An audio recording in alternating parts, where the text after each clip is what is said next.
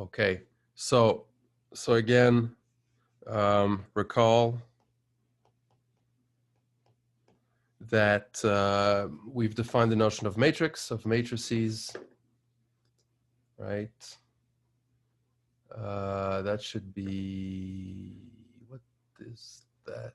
Why, excuse me. Why is this? Can you guys hear me? Yeah. Yep. Yeah. Yeah. Okay, I don't know why my screen wasn't showing me. You guys are muted and well, I don't know what the hell's going on here. This. Why is that showing that? That's just, okay.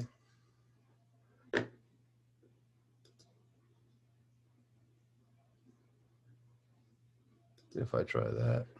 Okay, I'm gonna try that, good. Okay, so again, the size of a matrix, when we say the matrix is m by n, it means it has m rows and n columns. So m rows and n columns, right? So for example, if I write this 2, 3, minus 1, 0, 5, 7, this is a 2 by 3 matrix, right? Okay. All right, so we've seen this. We've seen basic operations on matrices and vectors, how to add them and how to multiply by a scalar. This is very straightforward, okay?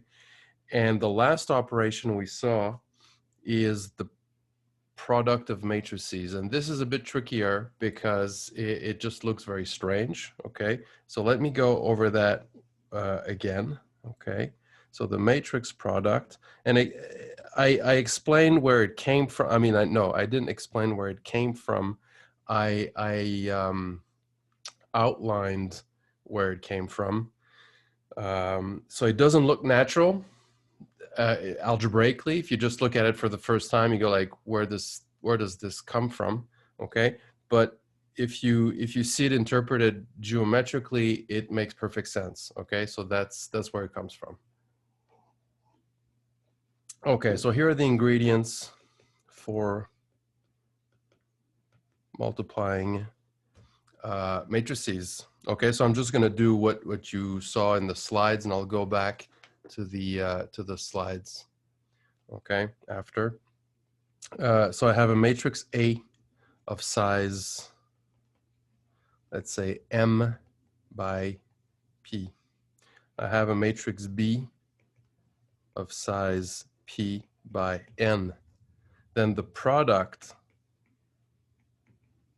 denoted AB, has size M by N. Notice that the P here is the same, okay, obviously, and that the resulting size is here, okay? And how do we multiply? So how do we do it? It's what I'll call row times column, okay? So that's just a way to remember how it works, okay? So I'm going to take an example that comes from the slides, okay? We'll go back to the slides after, but I want to do it, you know, that you see what's going on as I'm doing it, okay? So here's an example. I'll take the matrix A, which is 1, 3, 2, minus 1, and the matrix B, 2, 0, minus 4, 3, minus 2, 6, okay? Then notice that A times B is defined. This is okay because, so you have to be careful because it's not all matrices that you can multiply together, okay? So they have to have sizes that match. So here it works because A is a 2 by 2 matrix, B is a 2 by 3 matrix. So these numbers are the same. So this is good. And the resulting size is 2 by 3. Okay, so let's multiply these matrices and see what we get. Okay, so I'm just gonna copy this, change slides.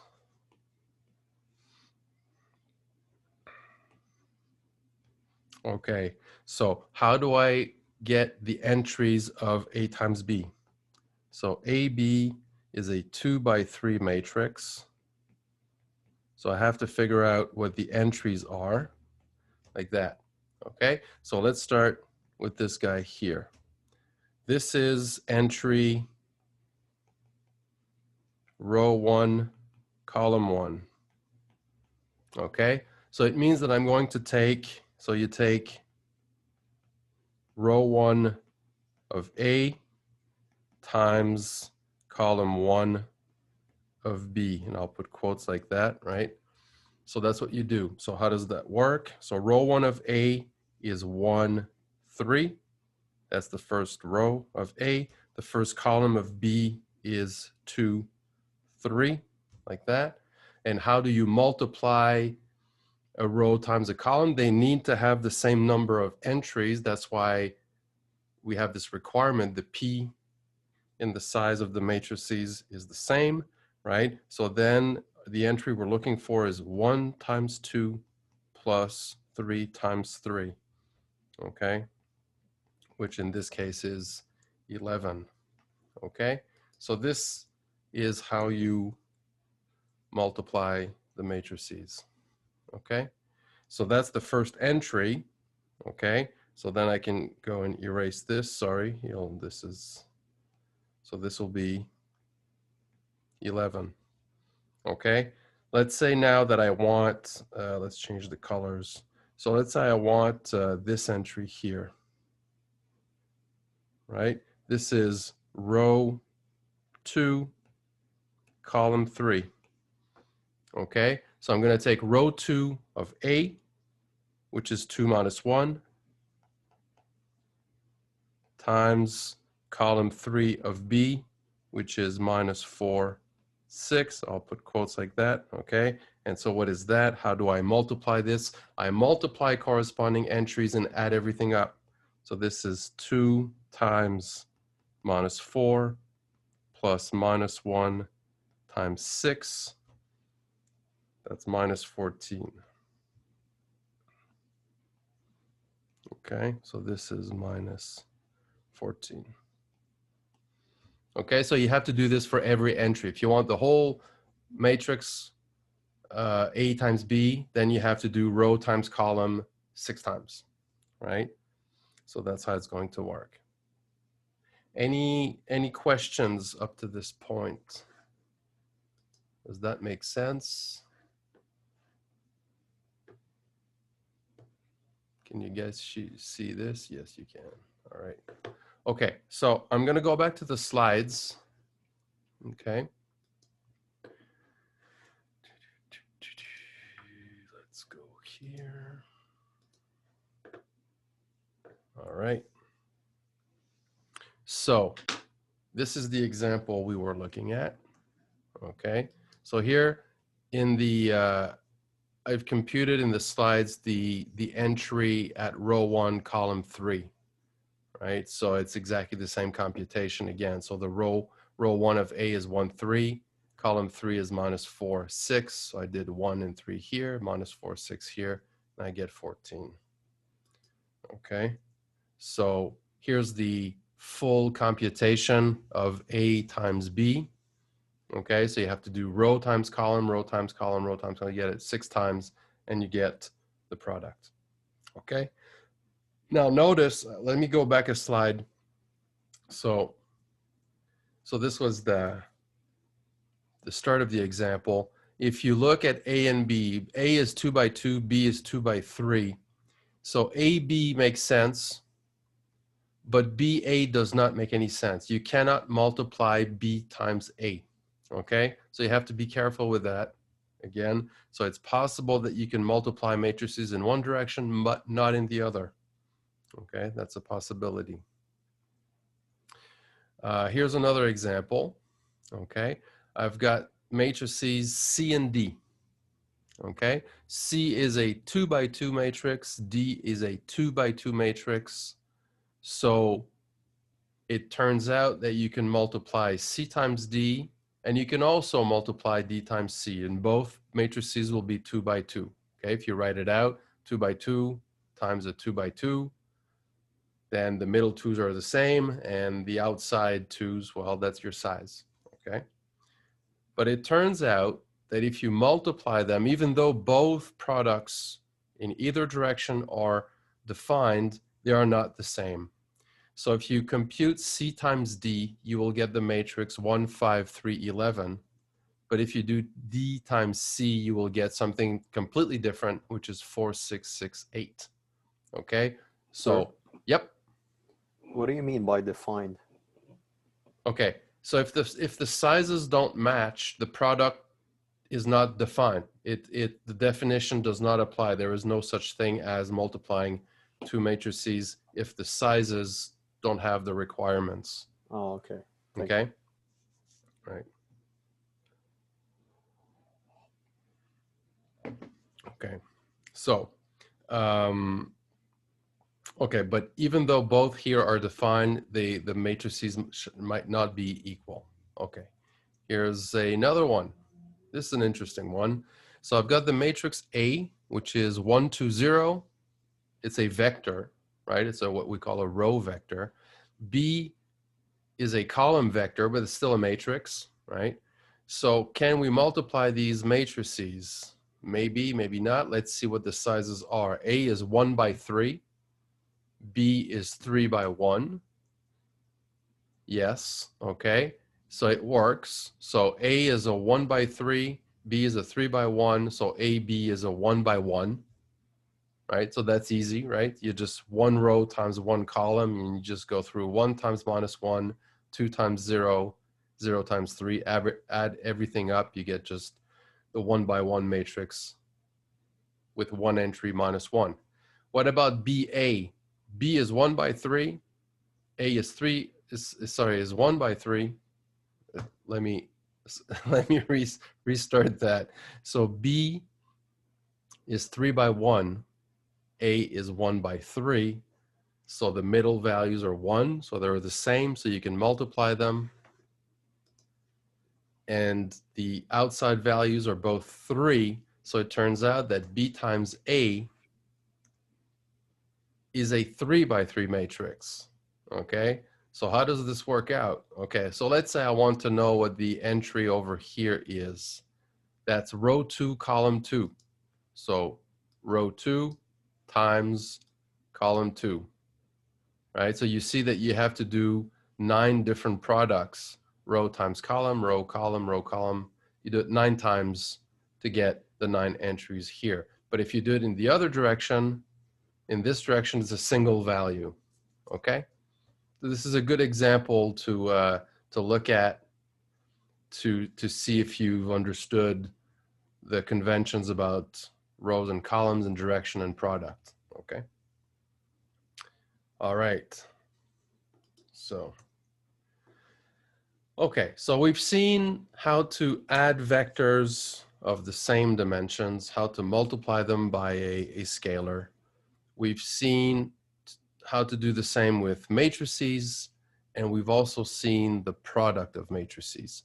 Here's an extra operation which can be useful in certain situations, and it's very simple. So this is called the transpose of a matrix. And basically what it does is it flips your matrix like that. Okay, so if you start with a matrix like that, then it goes like that. Okay, so if you have a matrix A, its transpose, a little bit like the name was chosen to illustrate what we're doing here. So the transpose is denoted A exponent T, T for transpose. How does it go? You take the rows of A and you make them into columns, okay? So now I put in smaller print there the formal definition, okay? You can try to go through it and see that this makes sense. So basically what you're doing is exchanging rows for columns, so the indices flip, okay? So if you start with a matrix which has size m by n, then its transpose is a size n by m, right? You've flipped rows and columns. Here is an example. So this is easy to compute, right? So there's really nothing much to do. So if the matrix A is the one you see here, this is a 3 by 5 matrix. So the transpose will be a 5 by 3, right? So you take every row of A and it becomes a column. So this is the transpose, okay, of A. So this is a very simple operation, nothing fancy here, okay, nothing complicated.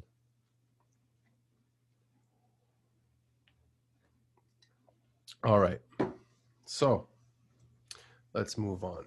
Okay, as I'm gonna go once again over this motivation for all this stuff. So when you're looking at certain geometric transformations which happen to be linear, okay, which preserve lines, okay, they don't mess up lines, then you can represent these transformations by matrices. So in a sense, if you have a transformation of the plane or of three space, in theory you have infinite information, right? Because you have to write down or memorize where every point goes. But in fact, because these are really well-behaved transformations, you just need a finite number of values to encode these things, which is good, right? Because so when you're doing computer graphics, if you want to, let's say, rotate your point of view in a video game, right? You're doing a linear transformation. You just want to have just a few values to compute with, so that you can actually compute the transformation. Okay, so matrices represent these transformations. Okay, so here are some examples of linear transformations: of rotations, dilations, contractions, projections, things like that. Okay, now the columns of your matrix, what do these tell you? They tell you where certain points are sent, roughly, okay?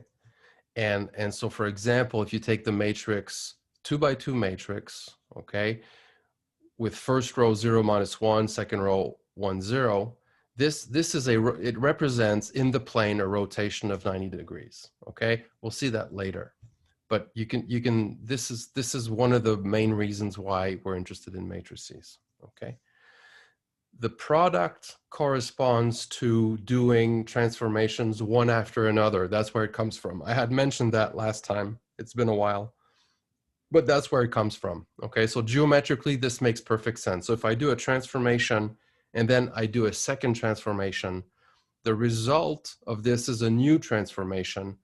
And how do I find its matrix? It's the product of the original matrices. Okay. Given this, there are some natural questions. Now, for example, in this setup, what's a matrix that represents a transformation that doesn't do anything? And this is important, okay? That's what we call the identity transformation. We're going to see that in a few seconds, okay? The other question, this is one of the reasons why the identity transformation is important, is how do you go back to what you had? So let's say you rotate one way and you'd like to rotate back to the original position, okay? Then you'd like to know the matrix of this inverse transformation, okay? How do we find that? We're going to see that very soon, okay? And another question obviously related to that is are all these transformations, can you always undo them? If you do a certain transformation, can you reverse back all the time? The answer is no, you can't do that all the time. It depends on the transformation you're doing. And we're going to see a very, very powerful, efficient way of checking if a transformation can be undone or not. Okay. All right. So let's define the identity matrix. But first, I want to define square matrices, although you can probably guess what a square matrix is. So a matrix is called a square matrix if it has the same number of rows as columns, right? So it has size n by n for some n, okay? And we call that the order of the matrix, okay? So if a matrix has size n by n, we'll say it has order n. What's the main diagonal of a square matrix? It's exactly what you think.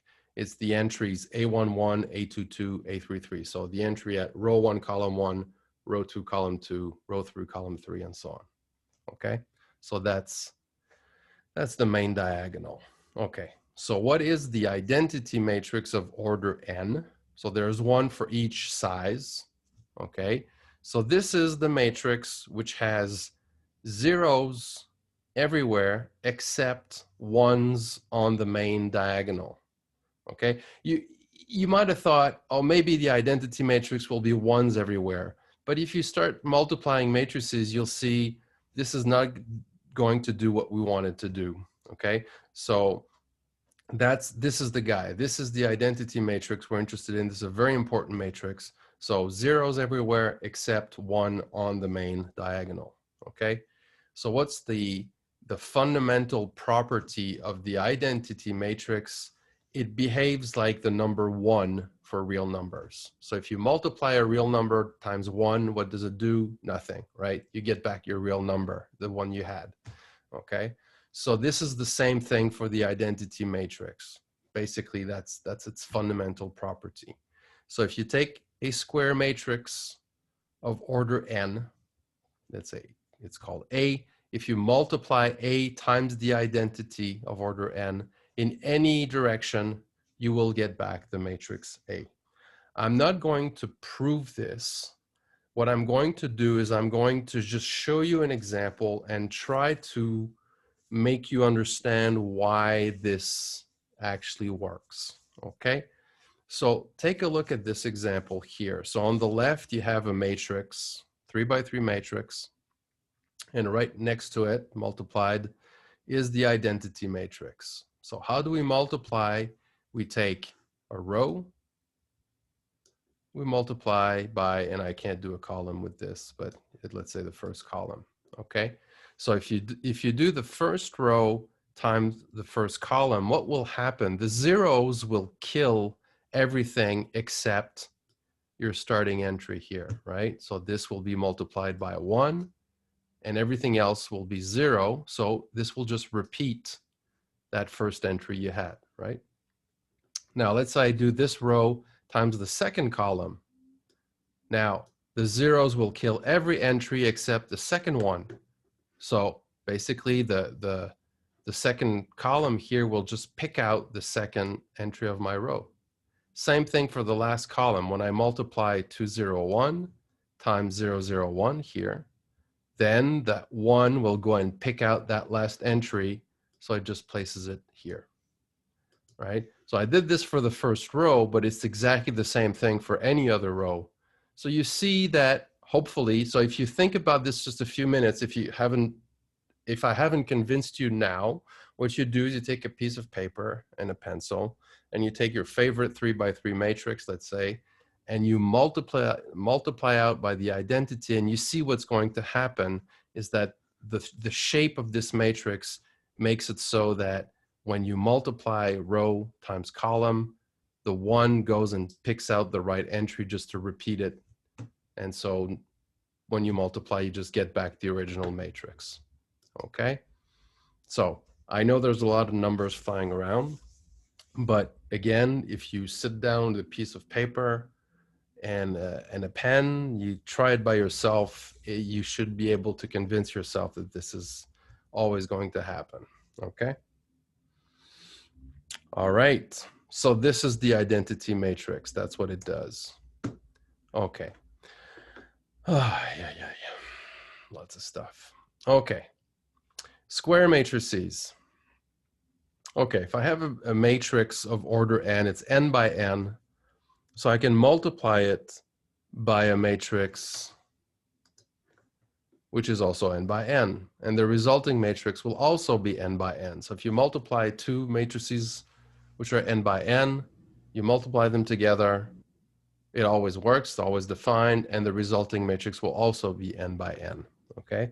So in particular, if I take a square matrix, I can multiply it by itself any number of times, okay? So here's our notation. So we're going to start with a power 0. So just like with real numbers, basically we define a power 0 to be 1. What's 1 for matrices? It's the identity matrix, okay? So if I take a matrix A, n by n matrix, power 0, I get the n by n identity matrix. A power 1 is A power 2 is A times A, as you can guess, and so on. And in general, if you multiply, if you take A to the power K plus 1, what is that? It's A to the power K times A. Or if you wish, A multiplied by itself, K plus 1 times. Okay? So this is how we define powers of a square matrix. Okay? Now, obviously, if I give you a 5 by 5 matrix, and I ask you to compute its 37th power, you see that's a hell of a job, right? That's huge. That's a lot of computations that are required. Okay, but that's another story. Okay, here is something. Personally, okay, I should stop the recording at this point, but I personally, I think that this little bit of material is just like, I don't know why we see this here. Okay, but let's go through it. Okay, so now I can start my recording again. Okay, so here's a definition. It's possible to evaluate polynomials at matrix values. And here's how this goes. So let's say, okay, this slide is maybe a little scary, but I'm going to move on to the next slide with an example, and you'll see it's not so bad. Okay. So let's say I have a polynomial, f of x, which looks like what's written there. So a0 plus a1x, blah, blah, blah, blah, right up to akx power k. A0, A1 to AK these are just real numbers, okay? And I have a matrix A, which is a square matrix of order n. Then I can define f of A. So usually, right, f of x, I would plug in some real number, but I can actually plug in a matrix, a square matrix. And what do? I do this. I replace the x formally by the matrix A. Now, the only difference is this first one here, and this is really important, okay? So you don't want to mess that one up, okay? So you see that in my polynomial here, there's no x here. But what is, so this is a0, some number, times 1, right? 1 is the same as x power 0. So in fact, you can visualize an x power 0 here. So that's why I have this a power 0 right over there, okay? Remember, a power 0 is the identity matrix of the size we're interested in, okay? So this is how you evaluate a polynomial at a matrix. Okay, so this is the definition. And if you just look at that like that, you just go like, eh. Okay, so let's do an example and you'll see it's not so bad. So here is an example. So I have a polynomial f of x, which is 2x squared minus 3x plus 5. Okay, just you've seen polynomials like that before, right? And I have a 2 by 2 matrix A, which is 1, 2, 3, minus 4. And I'm asked to evaluate f of A, okay? So think of it this way. You are going to replace the x by the matrix A. So you have x squared, so you'll have to compute a squared. You have x, so you need a, or a power 1. And that last one, this is the catch, okay? You don't want to mess that one up. You have to know that there's an x power 0 here, so you have to compute a power 0, but that's easy. That's the identity, okay? So here we go. A squared. So what do? Well, I multiply a times a. So I've got the matrix A, I've got the matrix A. What do? row times column. So that's 1 times 1 plus 2 times 3, that's 7. Then row times column, that's 2 minus 8, that's minus 6. Then row here times column here, 3 minus 12 is minus 9. And finally, the last row, last column, you get 22. So this is a squared. Okay, so far so good. So f of a, what is that? This is, I replace 2a squared minus 3a plus 5a power 0. Notice that if I just write 5 here with nothing next to it, then this is total junk because I'm going to be trying to add 2 by 2 matrices with a scalar, and that doesn't make sense. And it doesn't make you look smart if you write that. So you don't want to write that, okay? So please remember that a power 0, this is the identity matrix, okay? So here we go. 2 times a squared, we've got it. Minus 3 times a, we got it for free, plus 5 times the identity, that's a power 0. And after that, it's straightforward. You just multiply by the scalars and add everything up. Okay, I've continued on this slide here.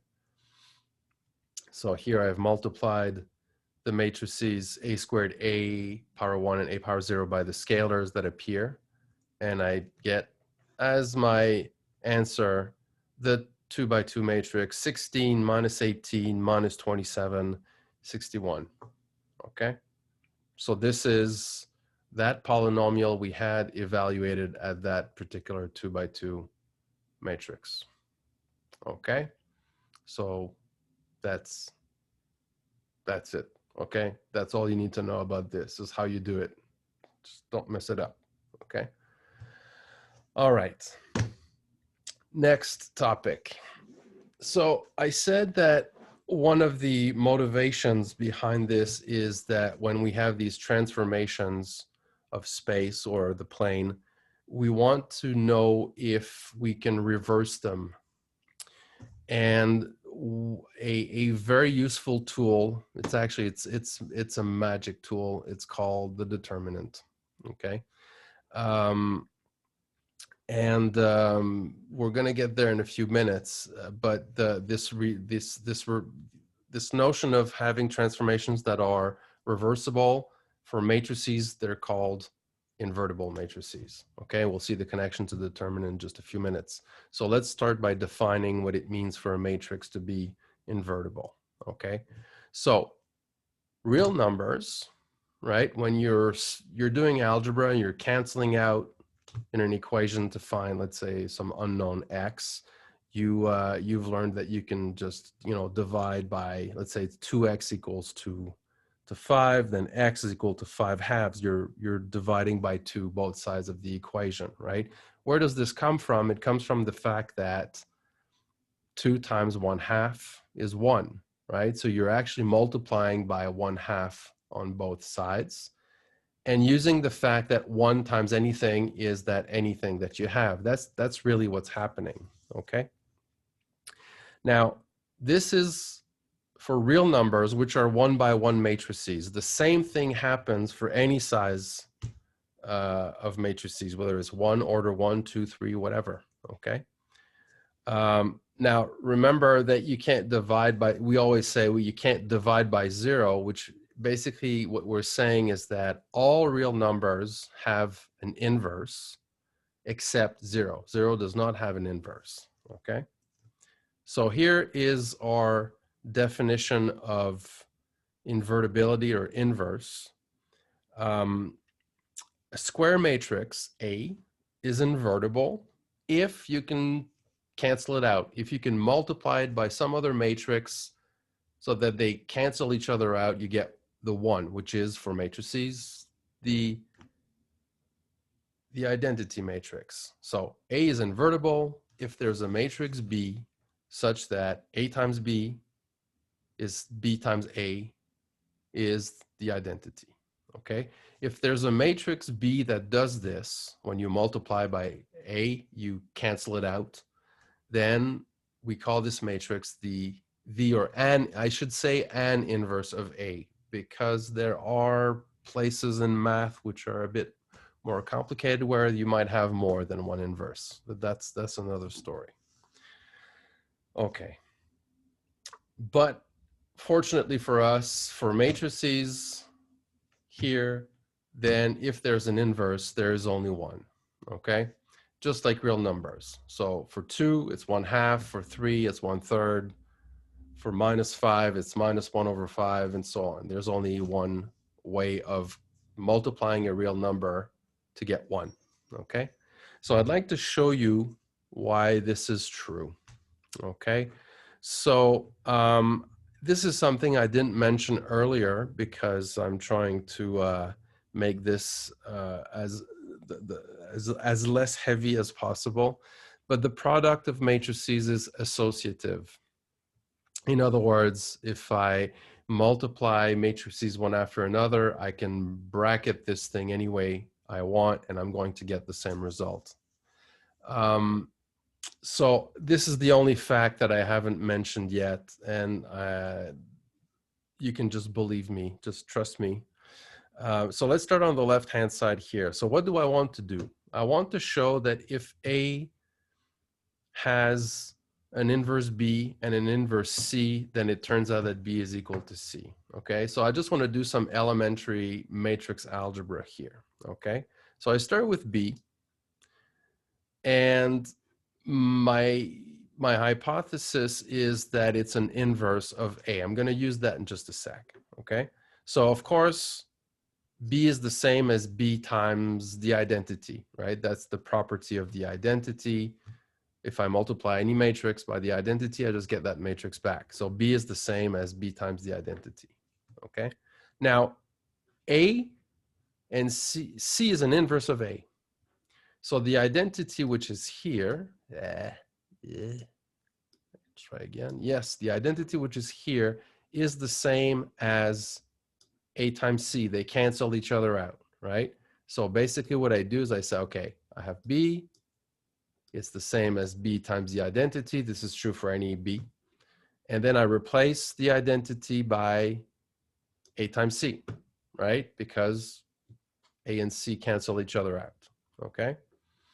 Now I use this associative property to bracket this thing differently. So I just bracketed differently, right? So it works just like for real numbers. You can do that in any way you want, okay?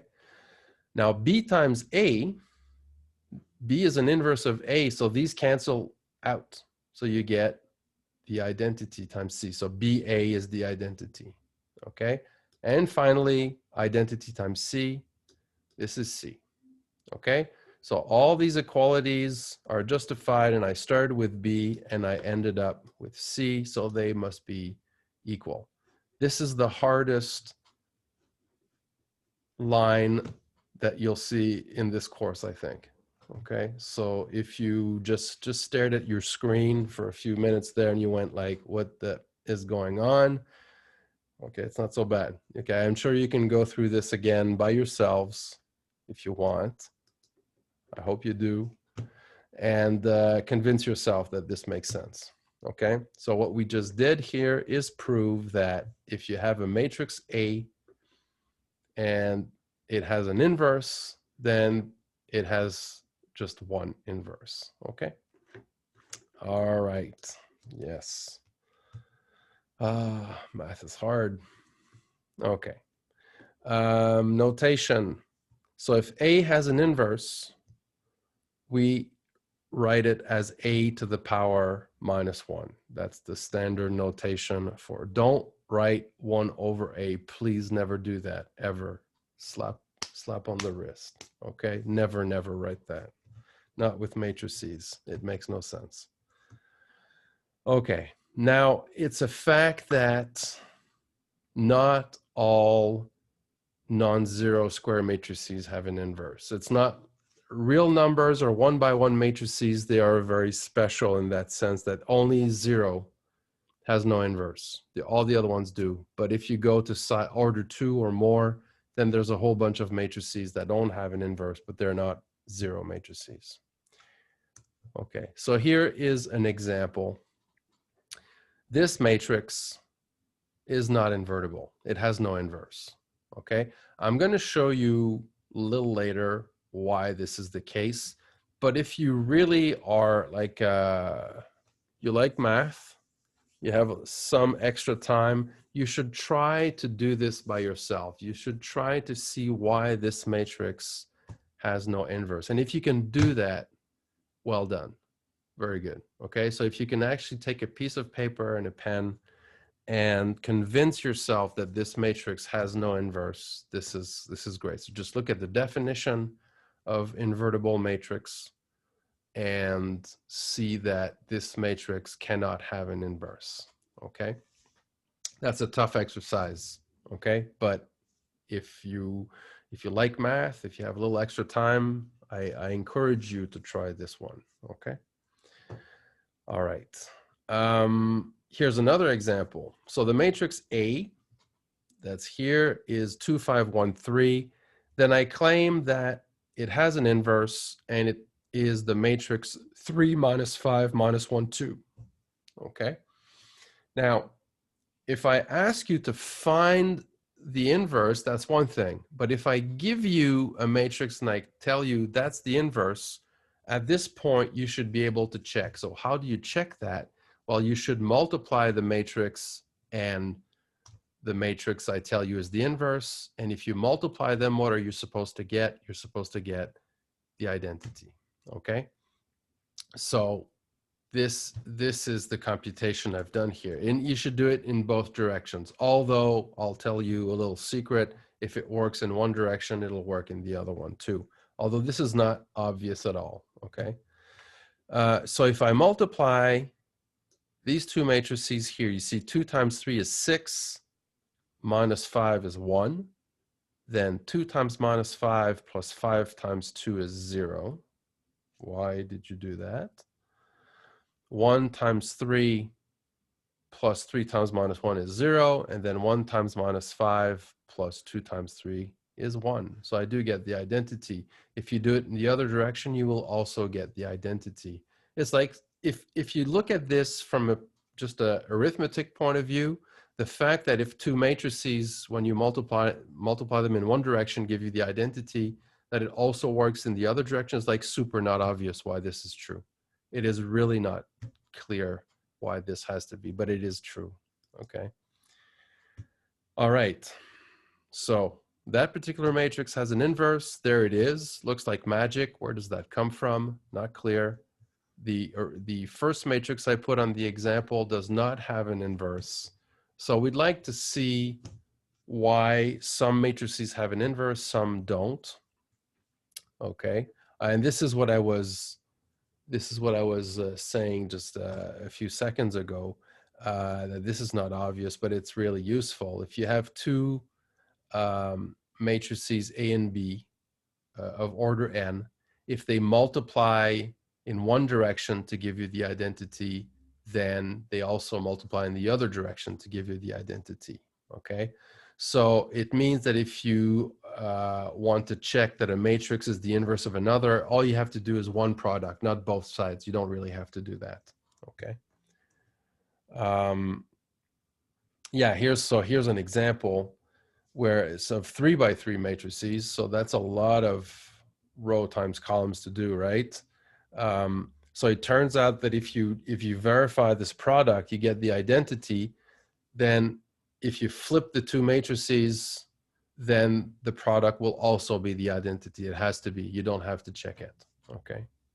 But I mean, you don't have to check it. I mean, in theory, I'm asking you as an exercise to check it, but that's because you're learning this stuff, right? Okay. Our next topic will be the determinant, but you know what? I'm not going to overwhelm you. I'm going to stop here for today.